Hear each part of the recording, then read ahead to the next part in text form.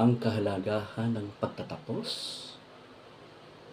ng Santa Cruzan o pag-aalay ng bulaklak sa Inang Birheng Maria.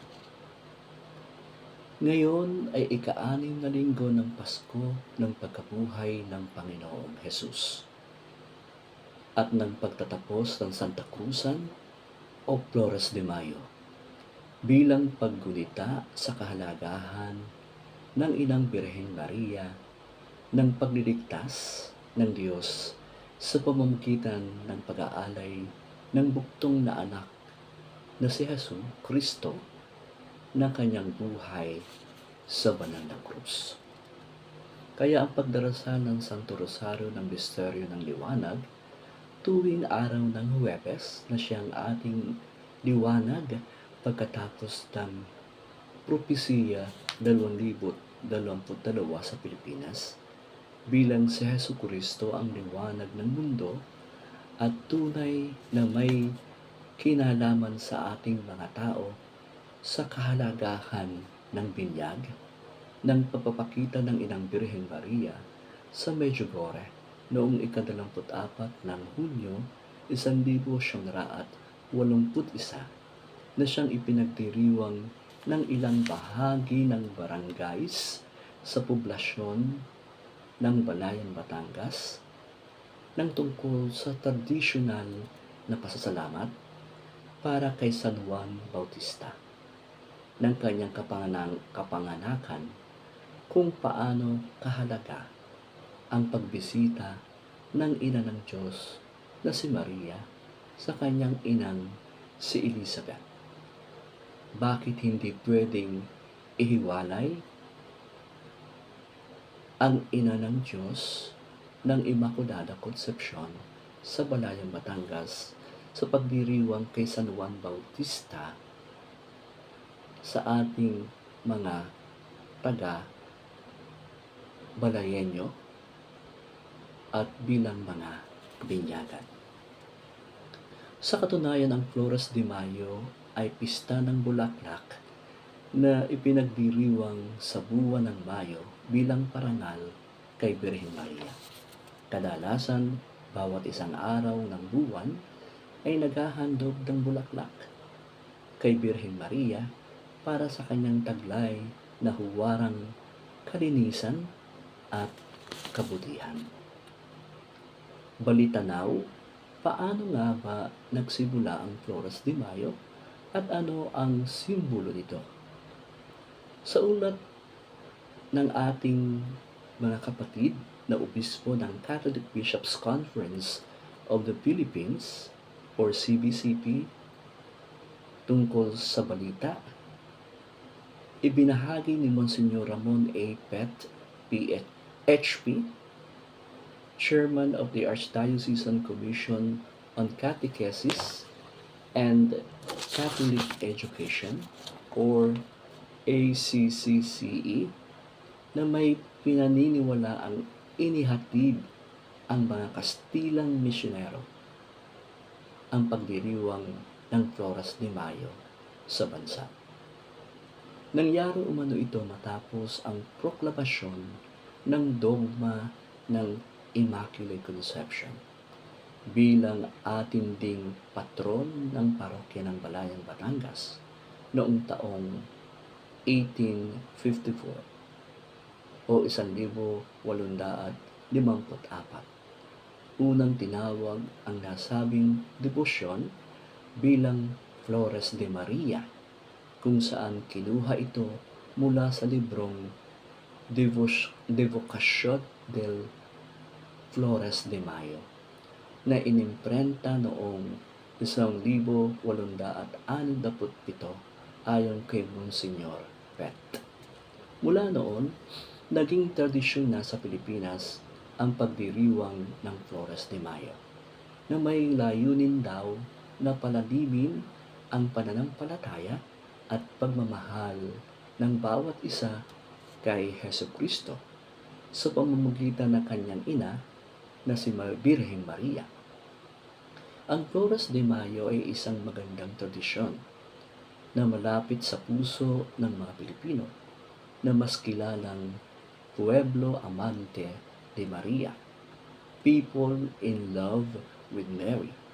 Kailangan nating ipakilala ang debosyon upang hindi ito mawala kahit may negatibong impluensya sa bagong kultura sa mga kabataan ng bagong henerasyon, ani Monsignor Pet.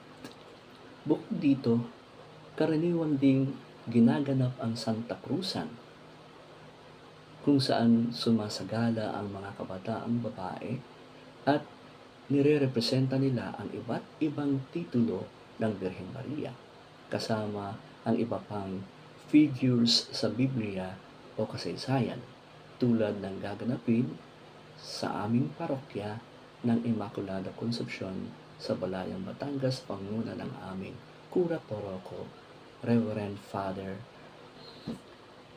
Eusebio V.E. Hernandez.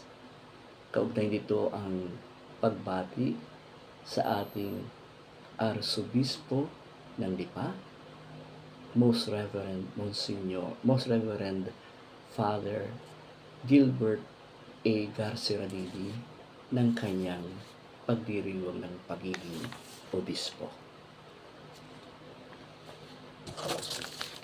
Ang kahalagahan ng Santa Cruzan sa pamagitan ng paggudita sa paghahanap ng tunay na krus ni Santa Elena na ipakikita ang debosyon sa mahal na Birhen Maria at ang pagsariwa sa kasaysayang Kristiyano.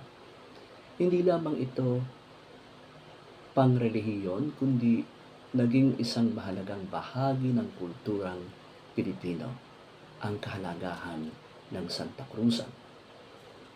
Ang Santa Cruzan ay isa sa pinakatanyag na tradisyong Pilipino noon hanggang ngayon. Noong taong 326, Anno Domini, naglakbay si Reyna Elena upang harapin ang krus ng Panginoong Hesukristo. Ang Santa Cruzan ay isang pagsasadula ng pinaniniwalaang paghahanap ni Reyna Elena. Ang Santa Cruzan noon ay isang makabuluhang tradisyon. Ang posisyon ay sagrado at napupuno ng mga lumalakad na mga tao habang nagdarasal.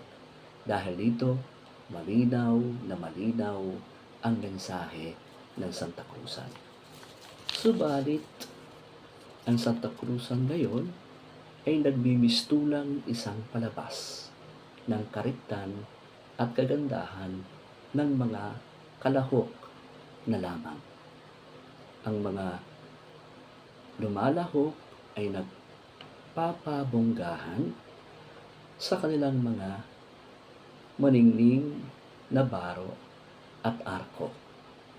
Nawawala na ang totoong kahulugan at itinataas nila ang sarili lamang at hindi na ang Diyos. Dahil dito, nagpapaalala ang simbahan sa lahat ng parokyano ng Santa Cruzan. Dapat lagi nating aalalahanin na ang Santa Cruzan ay isang alay kay Maria. Sabi nga ng ating mahal na kardinal, ang Santa Cruzan ay dapat simple lamang, pero umaapaw at sobra-sobra ang kahulugan at mensahe. Kaya mahalaga pagdating sa debosyon ng Inang Birhen Maria, ang ginawa ni San Louis de Montfort, isang paring French na Katoliko na kilala sa kanyang masidhing bokasyon sa masidhing debosyon sa mahal na Birhen Maria at ng kanyang mga sinulat on Marian devotion, lalo't ng tungkol sa true devotion to the Blessed Virgin at ang Secret of the Rosary na may malaking iniwan sa ating Catholic Mariology. Siya ay na-canonize bilang santo ni Pope Pius XII in 1947 at ang kanyang statue ay nasa St. Peter's Basilica. Amen.